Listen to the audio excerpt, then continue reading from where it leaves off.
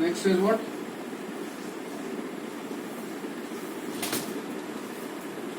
Sorry.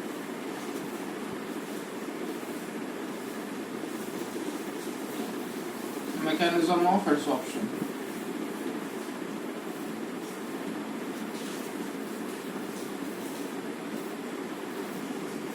इसको आप कुछ इस तरीके से समझिए कि सपोज आप अपने दोस्तों के साथ पूल पार्टी पे गए, आप तैर रहे हो, इनमें से कोई भी एक आप हो, नीचे से आपका एक दोस्त आया, उसने क्या करा, भाई वाटर है, वाटर के पार्टिकल्स के बीच में आपस में कोई ना कोई फोर्स ऑफ अट्रैक्शन तो होता ही है, तो उसने क्या करा, इस पानी के मॉलिक्यूल को नीचे खींचना चालू कर। इसको आप अपनी जगह कंसिडर करके चलिएगा, ये आपका दोस्त है, ये आप। जब नीचे वाला बंदा आपको खींचेगा तो आप क्या करोगे, आपस वापस वाले लोगों को पकड़ने की कोशिश करोगे सो दैट आप डूब ना पाओ।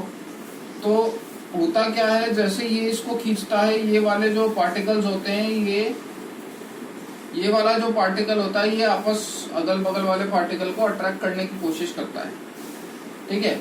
और इसी अट्रैक्शन को अपन क्या बोलते हैं, रेसिडुअल फोर्सेस। अब क्योंकि ये वाला तो इसके नीचे खींचे जा रहा है, तो ये वाला पार्टिकल इस नीचे वाले फोर्स को बैलेंस आउट करने के लिए ऊपर वाले फोर्स यानी ऊपर वाले पार्टिकल को अपनी साइड अट्रैक्ट करता है ना। व्हाट इज ऊपर वाला पार्टिकल, ये बच्चा मैं समझाना चाह रहा हूँ कि कोई भी चीज सरफेस पे चिपकती क्यों है। जब आप चौक को इंक के अंदर डालोगे, ये चौक है, ये आपकी इंक की बॉटल है, तो इंक कहाँ एक्यूमुलेट होती है, यहाँ पे एक्यूमुलेट होना, यानी कि मतलब क्या, इंक का इस सरफेस से कोई ना कोई फोर्स ऑफ अट्रैक्शन होगा। क्यों फोर्स ऑफ अट्रैक्शन होगा, क्योंकि इंक के ऊपर होंगे पार्टिकल,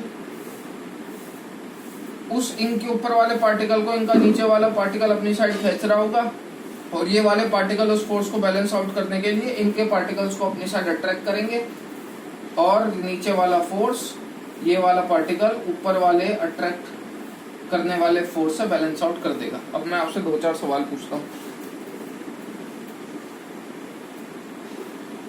रेसिडुअल फोर्सेस क्या होते थे भैया, इनके बीच में जो आपस में अट्रैक्शन फोर्सेस है, that is known as residual forces.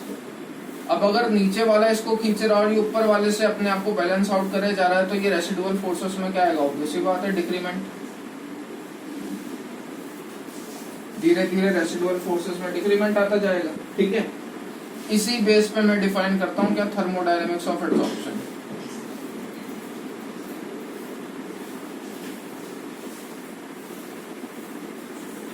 इसी बेस पे मैं डिफाइन करता हूँ क्या, thermodynamics of adsorption.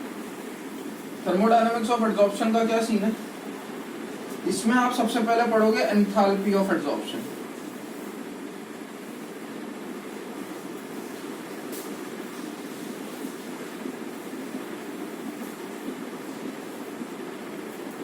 Enthalpy of adsorption माने क्या, देखो ये वाला इसको नीचे खींच रहा है, उसको बैलेंस आउट करने के लिए ये वाला इसको ऊपर से खींच रहा है, ये वाला पार्टिकल इसको ऊपर से खींच रहा है to balance out the downward force. तो एक बात कंफर्म है कि जो सरफेस पे जो फोर्स लग रहे होंगे, इनकी एनर्जी कंटिन्यूअसली डिक्रीज होगी, ठीक है।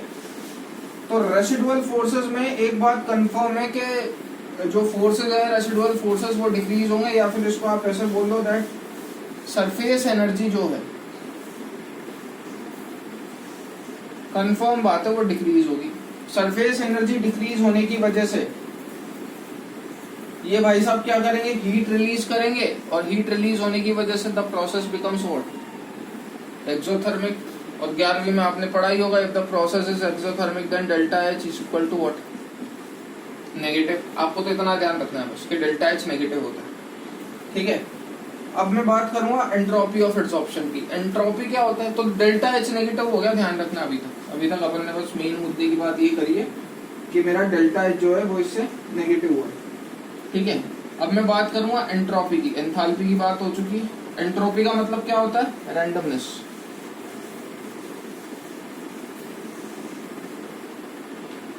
तो जब आप एंट्रोपी की बात करोगे, एंट्रोपी का मतलब होता है रैंडमनेस। अब अगर मैं आपसे रैंडम ही पूछ लूं, ये चौक है, इसके आसपास आ गई इंक, अब मुझे बताओ एक बार इंक चिपक गई तो घूमती फिरेगी क्या इधर उधर, कि भैया हाँ यहाँ पे इंक चिपक गई और वो पूरी जगह ऐसे ही घूमे जा रही है। एक बार अगर इंक चिपक गई तो ऑब्वियस सी बात है उसका मोशन हो गया सीज, मोशन सीज हो गया मतलब रैंडमनेस का मतलब होता है चहल पहल। अगर मोशन सीज हो गया, यहाँ पे एक बार एक चिपक गई तो बस रैंडमनेस खत्म। मोशन सीज हो गया तो रैंडमनेस क्या होगी, कम। तो फोर्स ऑफ अट्रैक्शन होने के बाद रैंडमनेस क्या हो जाती है, कुल मिला के कम। Randomness denoted by what, delta S. तो डेल्टा एस भी मेरा क्या हो गया, नेगेटिव। तो क्या ध्यान रखेंगे, डेल्टा एच भी नेगेटिव, डेल्टा एस भी negative. Delta G equal to delta H minus T delta S equation होती है। तो भैया बात क्या है, for process to be spontaneous, for process to be spontaneous delta g should be less than 0. For process to be spontaneous delta g should be less than 0. अब delta G less than 0 यानी कि delta G negative होना चाहिए। Delta H आपका कैसा है, negative. तो ये वाली क्वांटिटी तो उसे सपोर्ट कर रही है। डेल्टा जी को नेगेटिव बनाने में डेल्टा एच नेगेटिव होना चाहिए, वो वाली क्वांटिटी उसे सपोर्ट कर रही है। लेकिन डेल्टा एच नेगेटिव होने की वजह से ये वाली क्वांटिटी क्या हो जाती है, पॉजिटिव। समझ में आ रही है ना, डेल्टा एस नेगेटिव होने की वजह से ये वाली क्वांटिटी क्या हो जाती है, पॉजिटिव। तो ये तो उसे सपोर्ट कर रहा है, लेकिन ये वाला उसके अगेंस्ट चल रहा है। तो ये तो उसे सपोर्ट कर रहा है, लेकिन ये वाला उसके अगेंस्ट चल रहा है। अब अगर सपोज बात करो कि मैंने टेम्परेचर बढ़ा दिया, अगर मैं टेम्परेचर बढ़ा दूंगा तो ये टी डेल्टा एस की वैल्यू क्या होगी, बढ़ेगी। और टी डेल्टा एस की वैल्यू बढ़ने से ये पॉजिटिव वैल्यू भी क्या होगी, बढ़ेगी। और ये पॉजिटिव वैल्यू बढ़ने की वजह से ये नेगेटिव वैल्यू क्या होगी, कम होगी। और ये नेगेटिव वैल्यू कम होने की वजह से delta G becomes what, greater than 0। लेकिन क्या अपने को डेल्टा जी ग्रेटर देन 0 चाहिए, नहीं। अपने को तो डेल्टा जी चाहिए लेस देन 0। तो कुल मिला के अपन क्या बोलेंगे, हायर टेम्परेचर मेरे लिए यानी कि एड्सॉर्प्शन के लिए अनफेवरेबल। होपफुली इतनी बात समझ में आती है, ठीक है। हायर टेम्परेचर एड्सॉर्प्शन के लिए अनफेवरेबल है। तो नीचे रिजल्ट ध्यान रखना।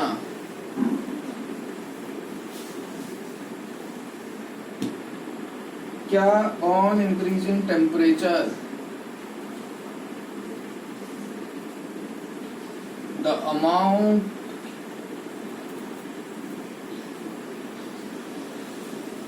Of adsorption decreases, delta G हो जाता है greater than 0 and the reaction becomes non spontaneous. ठीक है, ध्यान रखिएगा इस बात को। Next we talk about what, types of adsorption. Types of adsorption में दो आते हैं, फिजिकल एड्सॉर्प्शन और केमिकल एड्सॉर्प्शन। वो इंपॉर्टेंट है for board point of view, बहुत ध्यान से सुनिएगा। तो ध्यान रखना, एड्सॉर्प्शन के लिए हायर टेम्परेचर नॉन स्पॉन्टेनियस की तरफ लीड करता है, मींस वो कंडीशन अनफेवरेबल है। तो types of adsorption,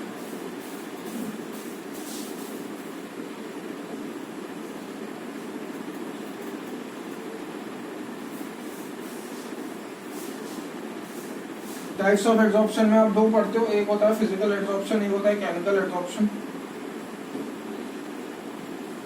first is physical, और फिजियोप्शन भी बोलते हैं इसको, और दूसरा होता है केमिकल और केमिजॉप्शन बोलते हैं इसको। इसके अंदर बॉन्ड फिजिकल बनते हैं, इसके अंदर बॉन्ड फिजिकल बनते हैं, क्यों? बिकॉज ऑफ वैन डर वाल फोर्स ऑफ अट्रैक्शन, जबकि इसके अंदर केमिकल बॉन्ड्स का फॉर्मेशन होता है।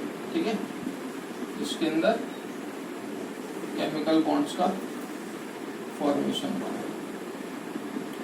अब डिफरेंस के नाम पे आप एक चीज बहुत कॉमन ध्यान रख लीजिएगा, बहुत आसान होता है डिफरेंस ध्यान रखना। क्या, मैं सीधे सीधे बता देता हूँ सो दैट याद रखने में आसानी है। आपको तो कोई भी 5 डिफरेंस याद रखने हैं, आपकी मर्जी वो याद रख लो।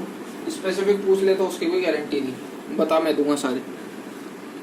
ठीक है, सो डिफरेंस बिटवीन व्हाट, फिजियोप्शन और केमिजॉप्शन। फिजियोप्शन के अंदर ध्यान रख लीजिएगा, मोस्ट चीजें जो होती है वो कम होती हैं, जबकि इसके अंदर ज्यादातर चीजें ज्यादा होती हैं। दूसरी बात है इसका वाइस वर्सा। जैसे पहला तो डेफिनेशन में ही आ गया कि इसके अंदर wonder wall forces of attraction लगते हैं। जबकि इसके अंदर होता है केमिकल बॉन्ड का फॉर्मेशन।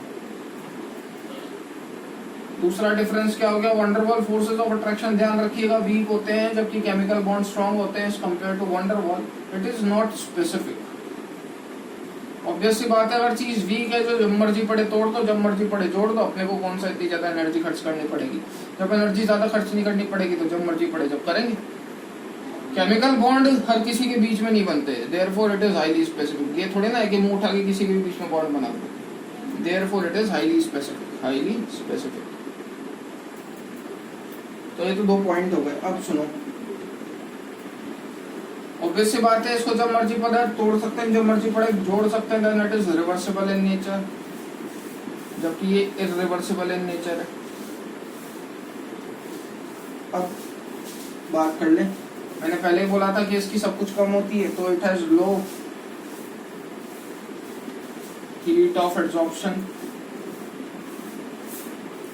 एक्टिवेशन एनर्जी ई से डिनोट करते हैं, इसको वो भी लो होती है, केमिकल काइनेटिक्स में आएगा, गैसियस में सुन रखा होगा अगर पढ़ाया गया हो। एक्टिवेशन होती है कम, लो टेम्परेचर होता है favourable.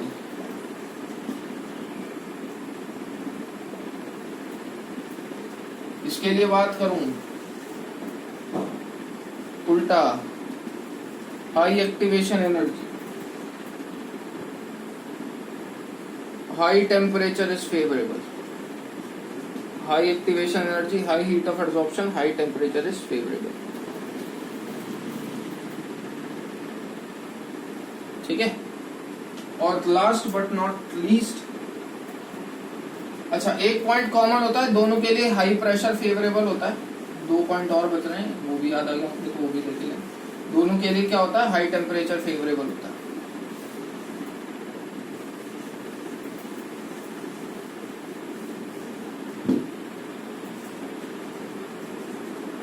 High temperature is favourable, इसके लिए भी हाई टेम्परेचर फेवरेबल होता है, 7वें नंबर का पॉइंट।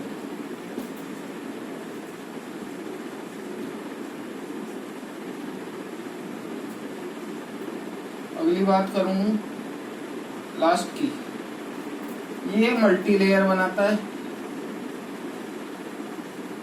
जबकि ये यूनिमॉलिक्यूलर लेयर। बस खत्म। ये 8 डिफरेंस है, ये आपको ध्यान रखना।